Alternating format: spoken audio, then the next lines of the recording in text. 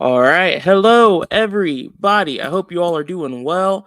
For those of you that don't know, this is DFS Army's tournament strategy show where we look at last night's slate, see what went well, what didn't go as well. Quite a few screenshots to show too, which is awesome. And then we'll look at today's slate. Gigantic slate. I'm glad they took the last two games off, even though I would have liked to play a little bit of AD, but it doesn't matter. It'll be an interesting slate for sure. So for those of you that don't know, we'll go game by game. We'll talk through guys that are looking interesting, guys that I see as potential leverage plays, some potential fades, and then later today on the pre-lock show at 5:30 p.m. Eastern, that is when we'll have the pre-lock show when I'll show exactly what I'm doing for my 150 max lines. So yeah, that's it. And then Brandon might be able to show up as well. We'll see. Thomas Dye, good to see you. Cameron, you were beat. Thomas beats you. So maybe you don't need to get a life, not bad, not bad. Also, hopefully it's not the worst thing in the world being early. Let's see. The great one said, why do you think they are cutting games? Are people complaining? Personally, I think it's just I had a stronger philosophy on it previously, but I think it just makes the slate a little bit smaller, a little bit more doable. It's really nice for people like me who are on the East Coast because you don't have to stay up super late watching all the late games unless you really want to. And if you do like those games, you can play showdown lines. I don't know. I don't have the exact reasoning, but I know I like it. So I'm okay with it. All right. Let's look at last night. This was the $100,000 winning lineup here. But I also put the mini max winning lineup on the right because I thought that was more impressive, and the score was higher. So starting off, we'll look at the 100K winning lineup. That's just a really good benchmark. Jose Alvarado came through. He saw some blowout run. He was relatively low owned. He was a decent value play at 3,500. I was not on Alvarado, but he did come through. Josh Giddey was someone that I wasn't overly excited about, but we had exposure to him. We were over the field on him. Actually, I thought might be a little bit under, but was around 30% or so, I believe. Again, that's an example of the highest game total. I like forcing exposure to it. And SGA did well. Giddey did well. Things like that. So it wasn't a crazy situation, but glad he came through and didn't disappoint us because we know how volatile he can be. Chris Duarte was a core play, so that went well. Jaren Jackson Jr. wasn't great, but he made this line work. Joel Embiid smashed. We knew it was a good matchup against Vucevic. I had some concerns that this game might blow out. It did, but Embiid still saw enough run to crush. I was around field weight on Joel Embiid. I don't remember if I was slightly below 35%, but I was pretty close. And so, again, I had a pretty good night last night. It didn't hurt me one way or the other. Curry was a leverage play for us last night, so that went incredibly well, and glad he was low owned. Kuminga was a core play. That went well. Jackson Davis was fine. He was a core play as well. So quite a few core plays came through, but one big one, Zion Williamson disappointed, which happens. But that's why I MME, so I can have some flexibility in lineups. So this was the mini max winning line, hit 330, which beat the 100K winning lineup. Last night, I hit 326, so I also did pretty well there. Got second place to this guy, but I thought this line was just so impressive. Alvarado was there. Giddey was there. Tatum was a leverage play for us last night, but no one really played Tatum, and absolutely no one was really pairing Tatum and Porzingis. I did have a 5% min on Porzingis, 15% min on Tatum, so that went well. Sharp was really creative. Curry, we talked about. Kuminga, Travis Davis. So surpassing this 100K winning lineup was very possible for us last night. And I did with 326. So let's keep moving forward. Just want to shout out some guys in the chat. Benji took down a single entry tournament, $900. That's awesome. My guy, Joey Freddy, has been on a bit of a heater here recently. On the right, you see that. He's been doing very well. Congrats to you, man. I don't remember who put this screenshot in the chat, but I thought it was really impressive. Playing $35 and winning $269 back is awesome. My guy, Nizzle22, split a single entry takedown with another DFS Army member, Boston Red Sox. So congrats to you guys. My guy, Hunji, might be saying that wrong, had a nice line here. And then B-Dubs, who was a coach at DFS Army, is on this show sometimes, had a pretty good night as well. So all in all, it was a good one, a lot to celebrate. But like I always say, Can't celebrate for too long. On to the next one. Let's see, JJ, good to see you. Yeah. It's not, you already know B-Dubs is going to be all over Donovan Mitchell today. That is his guy. Is Alvarado due to Murphy being out? Not really. It was more so a blowout run, in my opinion, but I didn't look super closely at it, to be honest. I just remember seeing him move up once all the stars were out.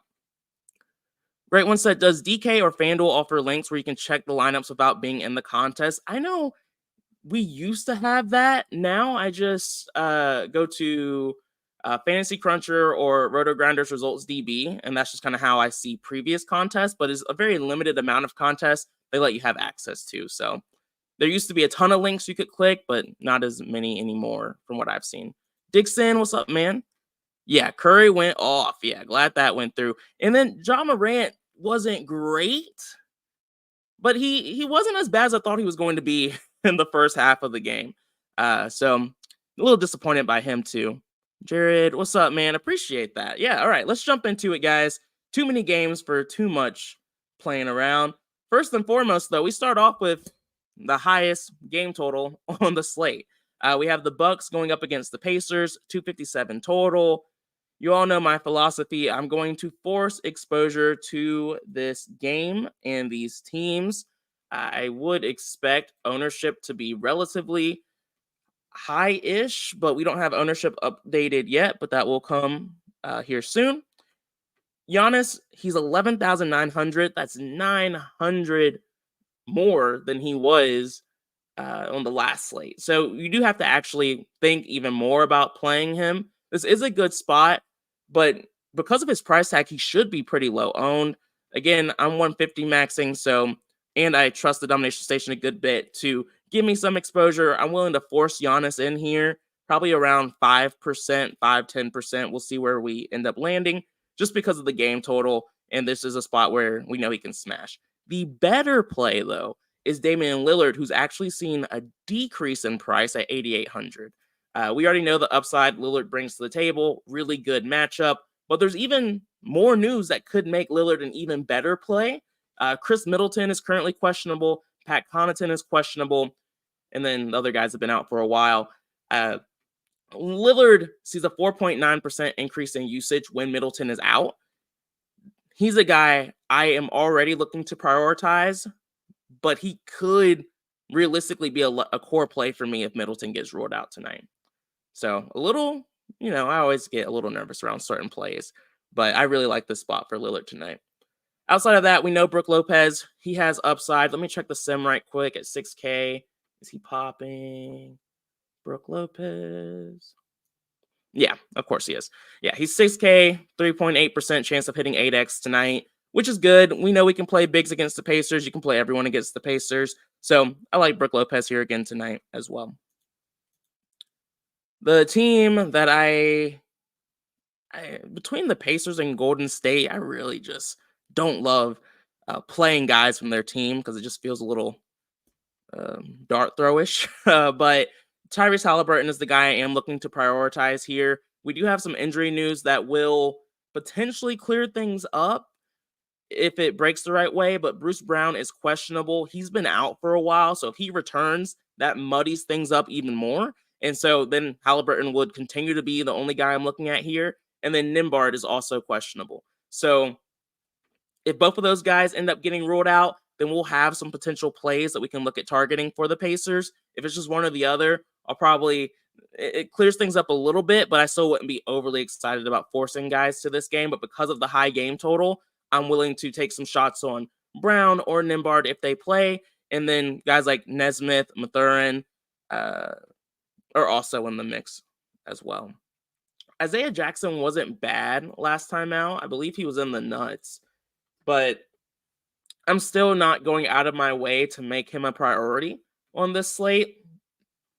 Just because the minutes have still been a little bit all over the place. He did play 20 minutes in that last game, but literally his minutes are all over the place. So I'm not trying to force exposure to him.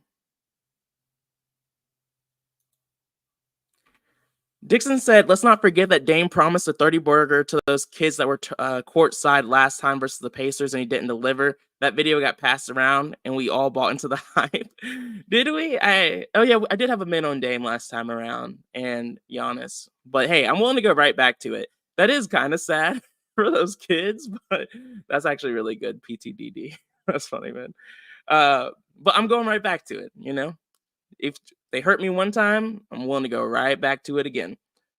As long as it makes sense. Have to live within a world of reason. So, like I said, guys, I really like this game. Really good game environment. Next game, I like as well. Not playing the Wizards. But the Cavs, again, this is a 239 total, which is good. And then we have a 9.5 point spread, which is a little worrisome. But the Cavs are missing enough guys where I'm still not overly concerned about playing them in wide spreads. I usually don't worry about wide spreads too much anyway, but still, I like it. Donovan Mitchell, we know we can beat on this Wizards team all day, every day. Don't know where ownership's going to be on with him yet, but I do plan on at least matching the field. And if he's not going to be low owned, but if there was a world where he was, I would try to get leverage. But I think more likely than not, I'll probably just be around field weight. Jared Allen, though, we like playing bigs against the Wizards. He's only 7,800. His price went down a little bit. Mobley is still out for this team. So Jared Allen and Donovan Mitchell are my two pieces I want to make sure I have exposure to tonight. Max Strus and Karis LeVert, not really. Okoro, maybe a little bit of Sam. They're more viable from like a tournament GPP standpoint. Sam ideally will have better value on the slate, so I don't have to get to him, but he's a viable value option as of right now. All right, so it actually probably makes sense for me just to go ahead and highlight the games I like tonight. We have that first Bucks versus Pacers game. Love that game. I also love the Thunder going up against the Hawks tonight. And then third favorite game is the Jazz against the Pistons. And then I guess I'll add the fourth. I do like Portland Mavs a good bit as well. So starting off with the Thunder, they are on the back end of a back-to-back, which means there's always a chance that we might get some potential injury news here. So we could get a little bit more value than we're originally expecting. We're seeing Chet's price tag increase to 8K. I think he's a viable play on this slate, but he's not someone I'm looking to prioritize just because of that price tag increase. He hasn't been consistent enough for me to be overly excited about it, but I am still kind of going back and forth. It's really going to become more of an ownership play for me than anything, just because this is the second highest total game on the slate. If he's low owned, I'm willing to have 5 to 10% exposure, but if he's seeing ownership, I'm not trying to go there. With SGA, I am a little nervous that he might not play tonight just because of the travel, and they played last night, and he crushed last night. But if he plays, we can beat up on Trae. I like guards against Trae Young. We've been doing it for a while now, and I'm going to play SGA tonight. Outside of that, Giddey, Dort, they came through for us last night, but they're not going to be priorities for me on this slate. If they show up, though, I'm not planning on Xing them out, but we'll see where ownership falls. It wouldn't shock me if they are more popular than they should be tonight. So that's why I'm not overly excited about it. We'll have to see what ownership looks like for them. Next up, we have, Dixon. SGA has been so freaking good. Just so good lately. Which he's been good for a long time. But I feel like this season he's just been even more consistent, which is awesome to see. Another guy who's been really good, but flying a little bit more under the radar is Trae Young. He's had multiple games where he's had strong performances back to back to back. His price tag, 10,300, did give me a little bit of pause before I continued to look at just how good he's been here recently. Again, with the game total being as high as it is, totally fine forcing exposure to Trae Young. For outside of that, we know Bogdanovich can have upside at 6,600, though. A little bit harder for me to try and force some exposure to that. Jalen Johnson's looking like one of the chalkier mid-range plays today. He makes sense, though, just given his recent production and price tag at 6,300. Let's see. I think we also have Hunter out as well. So there's some reasons why Jalen Johnson is popping as much as he is. And again, in high total games, I'm not trying to find reasons to not play these guys. So it wouldn't shock me if we have a ton of Jalen Johnson tonight. Outside of Trae Young and Johnson, though, the rest of these guys are just lineup fillers for me. If they show up, they show up, but I'm not trying to force exposure to it. The Raptors. This is a team I'm still trying to figure out. RJ Barrett and Quickly saw decent price increases, which make them not super viable for me on this slate. I know Quickly got into some foul trouble early on in that last game, so I'm interested to see what he can do without that. So I think he might have a little bit more upside than Barrett, but again, we only saw them play for this team in one game. So I'm not making any strong stances here. The one guy who did still perform well was Scotty Barnes. And so I have a like on him, mostly because I just don't want to forget about him. He's someone that I am considering forcing some exposure to tonight, but I'm not committed to it quite yet. And then let me look at Jakob Poeltl and Siakam right quick. And the Sim always likes these guys, so it wouldn't shock me if it's on them once again. Let's see. Siakam, it likes him a little bit. Let's look at Jakob Poeltl at 6,100. Yeah, it does like Jakob Poeltl a good bit. So I'll prioritize Jakob Poeltl and make sure he shows up. Again, Grizzlies aren't a team I'm worried about from a defensive standpoint these days. And then we have Scotty Barnes. Siakam's viable as a play, but I'm not looking to prioritize him at this point unless ownership is just insanely low. But hard to know that just yet. Yeah. Whew. 55% shooting. That is crazy. Yeah, it really is incredible. I love just seeing how good that team's looking these days. And then they beat the Celtics last night. Like, insane. Love what that team's looking like. I saw a post the other day where they were like, should the Thunder start having more trades and trading more players? I'm just like, let them grow and develop. I don't think they need any more outside pieces. They just need development. But hey, what do I know? What do I know? Dixon said Quickly still have the same mediocre numbers he was putting up the Knicks with way more minutes. I don't know why people like him so much. Yeah, and his price tag, he's not going to be a priority for me. It's really more so I'm just curious to see what he does long term. It's just one game. We can't take too many strong stances from just one game. For Memphis, let's see. Do we have any injury news here? Derrick Rose is TBD. Brandon Clark is out. Steven Adams has been out for a while. Nothing too wild there. If Derrick Rose plays, then Marcus Morris becomes even more of an afterthought. I know quite a few people played Marcus Smart yesterday. I didn't get there, but I kind of get how people did. But John Morant is still super interesting to me in this spot, but because there's so many games on this slate, he's not someone I'm looking to force exposure to at this point, mostly due to his price tag and just one of the lower game totals on the slate. Not the lowest, it's still a fine game total. 228 isn't bad. It's just not a spot. Like, we can't play everybody, so unfortunately not forcing exposure to him. Same story for the rest of this team. Coming off of back-to-back, ideally they can just stay calm tonight is the goal. For the Pelicans, of course, we talked about Zion. He disappointed me a good bit last night. And today they're going up against pretty much the best defense in the NBA. General philosophy here is someone burned me. I'm willing to go right back to them, but not today. Not going up against the Timberwolves. Pelicans are a pretty easy fade for me tonight. I'll look a little bit closer just to make sure I'm not missing anything. But let's see. Pelicans. Yeah, just not overly excited about it. Trey Murphy is listed as TBD. So again, just like last night, him being out doesn't move the needle for me too much on anyone in particular, just because of Larry Nance's return. It really just balances things out. So like I said, I'm not looking at the Pelicans tonight. Timberwolves, low total game. Matchup is pretty bleh. Looks like Rudy Gobert is projecting decently well. I didn't look too closely at Gobert. 7,200. I'm pretty sure I'm not going here, to be honest. But always worth giving guys a closer look. Yeah, if he shows up a little bit for me, I guess that's fine. But he's not someone I would go out of my way to play today. Just not a big fan of this game in general tonight. Zolo, I appreciate that, man. Hope you're doing well. Good to see you. All right. Next game is also a little bit of a game I'm not excited about. They're all healthy. For the Nets going up against the Rockets tonight, I'm not playing them. Now, the Rockets are a little bit more interesting and viable, but again, literally lowest game total or second lowest game total on the slate. I'm just not trying to force exposure to these guys.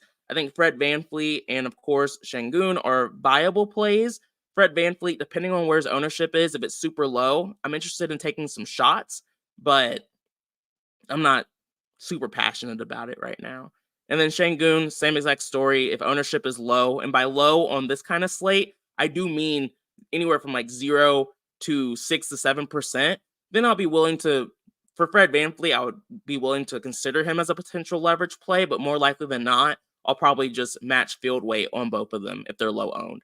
If they're seeing more than 10% projected ownership, then I'm just not going to play him. Unless they show up in the domination station naturally, that kind of thing. Revenge game. Oh, I do love a good narrative. If someone was out for the Pelicans, it would be a little bit easier for me to get there, but wow, even I'm thinking about him on the wrong team. But still, Timberwolves, if someone was out, I'll be a little bit more interested in taking a shot on Na, but no one is out. So fortunately, I can't. Nets defense has been really bad, and that's one of the main reasons why I'm interested in taking a shot on Fred VanVleet or Şengün, but I just think this is going to be a really ugly, slow game. What's up? Jenna said, why is the Timberwolves defense so good? Do they have a lot of great defenders? Just wondering, because they are ranked number 1. Yeah, they've just been playing very well defensively. I mean, you also have Rudy Gobert, who historically has had quite a few Defensive Player of the Year awards, and then I think just effort in general has increased. Maybe coaching, but I don't look at coaching too much these days, to be honest with you. Next up, we have the Portland Trailblazers going up against the Mavericks. Like I said, this is a team I like and I have some interest in, or just this game, but it's hard for me to say anything about Portland right now because literally everyone is questionable for them. Simons is questionable. Kamara is questionable. Reith is questionable. Moses Brown is questionable. Ayton is out, so we know that. But all of his backups are questionable. So depending on injury news, some guys that I'm looking at, of course, are Jabari Walker. He disappointed us last time around, but if Reith or Moses Brown end up getting ruled out, I have a little bit more interest in Walker because he's been a little bit more of the stable big for them. Scoot would be viable if Simons is out once again. Grant is interesting if Reith, Moses Brown, and Ayton. Grant is interesting, honestly, just by himself. We know he can pick on the Mavs with bigs. They've been a little bit better against guards this season. So even though we saw Simons have a strong game against the Mavs, so there's a few pieces here that could be interesting. But as of right now, the only guy I'm looking at is having exposure to Grant. But based off of some of the injury news, I would be willing to play Brogdon, Scoot, and Walker from this team as well. Just depends on who wants to play today. For the Mavs, this team is a little bit scarier when they're healthy. Exum is doubtful, which kind of matters, but when Doncic and Irving and Hardaway are all playing, I don't care too much about Exum in general. The only guy I'm looking at forcing exposure to as of right now is Luka Doncic at 11,500. He is a worse play when Kyrie Irving is healthy, but he's still an explosive stud, and he's in a good matchup against Portland, and it has the it's pretty in the middle when it comes to the overall game total, and the spread is pretty wide. So I get why people might be trying to fade Luka today, but ultimately I think this is still a good spot for him. Sim Model also likes him a little bit, which is a big piece of my overall strategy. Sim Model is right up here on the website. So that's also another thing that points me towards it. Moving on, 3 games left. We have the Chicago Bulls going up against the Knicks. The things that keeps this Bulls team interesting is just that they're still missing a shit ton of guys. And so we'll go over their injuries. Let's see. Bulls. And kind of similar to the Trailblazers, hard to point to who we would be looking at. It would depend on injury news. Patrick Williams is listed as TBD. Patrick Williams plays a crap ton of minutes for this team, so him being out matters a bit more than we think. It would be a nice boost. I would need to look at, dig a little bit deeper to look at specific usage rates, but just kind of going off the top, we already know guys like Caruso would benefit in that spot, would solidify some of Drummond's minutes, but that's not really much of an issue. Could even look a little bit closer at Dalen Terry as well if Patrick Williams gets ruled out. I would expect Terry to probably start in this spot, so he would probably be one of the chalkier plays on the slate. So definitely some viable options here. When it comes to DeMar and Drummond and White, we see White's price tag has gone down a little bit. 7,600 is a bit more viable than where he was previously, but they're not standing out for me too much just in comparison to the other guys on this slate. There's also the lowest game total on the slate, so not really trying to force exposure to this game in general. And exact same story. I think you can take a shot with Randall. He always has a lot of upside. Similar story with Brunson, but I'm not getting there. DiVincenzo's price tag's a little bit higher, so just not a spot I'm trying to force exposure to, even with OG. Just not a great game environment. All right, next up we have a game I do like, Pistons against the Jazz. I like playing Cade Cunningham against bad defenses. That sounds super basic and super general, but oddly enough, guys tend to be lower owned sometimes in spots like this. He's also 8,500, which is pretty appropriate for the upside he brings to the table. So Cade Cunningham, we'll see where his ownership lands once ownership updates, but I plan on at least being around field weight exposure on Cade Cunningham, and if he's low owned, a potential leverage play for me on this slate. And then I believe this is I get the Bogdanoviches mixed up, but I think this is a revenge game for Bohan here. So I think he's a viable play. Ownership will dictate where I actually land on him. And then we know the Jazz front court's pretty bad too. So I think even Jalen Duren could be a little viable here. His price tag, would love it. It was a little bit lower. So that's why I'm not jumping up and down to play Duren in this spot, but it's still interesting and worth mentioning just because I would like to see all three of these guys show up a little bit in my lines tonight, but I'm only going to force Cade Cunningham in there, at least as of right now. So for the Jazz, we saw Jordan Clarkson have an explosive game last time out, broke the slate, but it feels like we're chasing him a little bit. But when you look at some of his recent games, he's had some 40-plus point performances relatively consistently since returning. So it doesn't feel as chasey as it originally felt to me. And he's only 6K in a really decent matchup against the Pistons. Nice high game total. He's probably going to be super chalk because he had a really good game. But originally my brain was like, hey, fade him. Whereas now I'm more open to eating the chalk than I thought I was going to be. Still don't love it, but I do think he's a viable play at 6K. If he was 7,500 after that strong performance or even 8K, then he would be an easy fade. But at 6K, we really need 30, 36 points. Ugh. Let me see. Let me look a little bit closer right quick. Clarkson.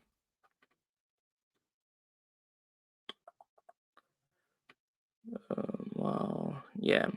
So since returning, he returned on December 23rd. He had 45 fantasy points on DK, 43 fantasy points on DK. And then things got ugly. He had 19 and 16 points, one against the Pelicans, one against Miami. And then he had 54 points against Dallas. So pretty wide range of outcomes there, but not as volatile as a lot of guys that we end up playing in similar spots. And so that's why I'm okay with it.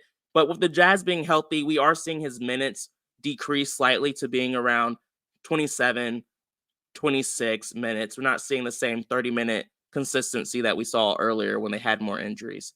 So long story short, I'm leaning towards eating the Jordan Clarkson chalk. It's definitely not the safest play by any means, but I still think he's fine. Lauri Markkanen's the guy I feel good about here. He's the one I'm willing to force exposure to.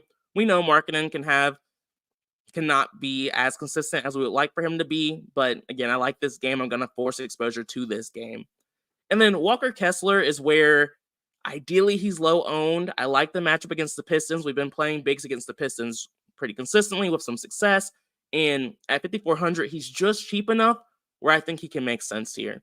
Let me pull up his production recently and just make sure we're not going crazy.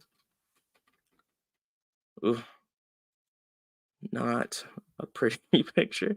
He also had a strong game against Dallas where he scored 34 DK points, but his minutes are just not as consistent as I would like for them to be. And so that makes me nervous. Uh, if he ends up getting popular on this slate, I'm open to getting off of him. So the only guy I'm going to force exposure to as of right now is Lauri Markkanen.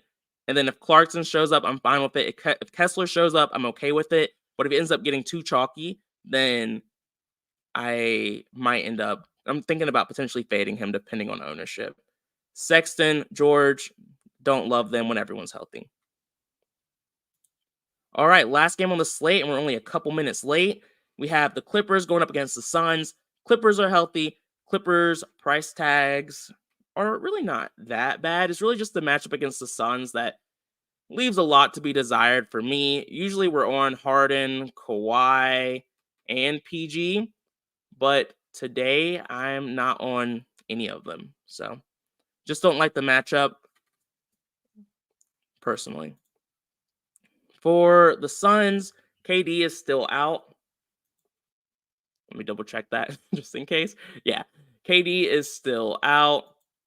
And we've been on the Booker train for a while. It has not been going well. It's been going very poorly, actually. And I'm not on it today, which means Devin Booker will probably go off. I'm just letting you all know I am not playing Devin Booker. And he's been sucking for a long time. I still don't think this spot is awful for him at 9,400. I think the price tag's decent. It's just absolutely nothing that I follow is pointing me in that direction right now. So if I forced it, it would just be a pure gut feel. And then Bradley Beal at 6,900 is projecting well. And of course, as I mentioned, KD is still out. He scored 30 points last time around. He's 69K. He hasn't really shown us the, let me double check the math right quick. The tournament winning upside of, at his price tag, we would need at least 41 points. Ideally, we'll see a little bit more than that. So I don't love the Bradley Beal play, but it looks like he's projecting low enough where he'll probably show up in my lines a good bit naturally. So I'm not going to force him in just because of that price tag difference, but the DS and the optimizer looks like it likes him enough where he'll probably show up a good bit for me. Let's see. Sorry, I stopped looking at the chat for a little bit. Yeah, Simato does love Clarkson. And so that's one of the reasons why I'm not trying to fade him. Tristan Thompson and Biyombo are two off the top of my head. I like those. Dixon, Kawhi. Yeah, Kawhi's not awful. It's just when they're all healthy, I'm in a just decent matchup. I'm not really trying to force exposure to them. But if you want to take a shot on Kawhi or PG, I think it's fine. Harden's a little bit harder for me to get to, but I get it. Oh, I missed a lot of comments. Sorry, guys. Zolo, I like Halliburton tonight. I like him. He'll probably be a leverage play for me, or at least I'll be matching the field on him depending on ownership. Jay, the sim model is on DFS Army's website.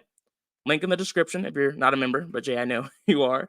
When you click on the NBA tab, you see the optimizer. It's the fifth one down. And so there you go. Well, it said page not found. Well, maybe my computer's not working. I have it up on another tab, so it's all good. Yeah, no, thanks, man. Appreciate you sticking with me, Daniel. Yeah, always fun doing these. Thoughts on Grimes at 3,100? I'll look a little bit closer at him, Zolo. I wasn't on him originally, but he's one of those guys, if we're desperate for value, I'd have to look even closer at it. But as of right now, I'm not trying to get to him. Just lack of upside. Like, you know me, like all I care about is upside. He's been relatively consistent for a 3K player-ish. But yeah, I'm not trying to get there or go there. Let's see.